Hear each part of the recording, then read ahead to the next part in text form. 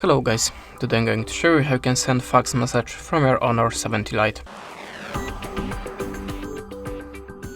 So in the first tab, open the Play Store, type the fax in the search bar and look for the Easy Fax app.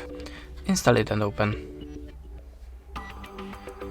Now add a permission to camera and to the files. Then click on the plus and choose source every document. Now you can adjust the shape to your document. And if you're ready, click on the arrow icon. Now choose the filter for photo to make it more visible for receiver. If you're ready, click accept. And now type the number in this place, choose the country from the list. To send the message for the free, go back and tap on the get your free credits banner. And after that, to send it, click on this button.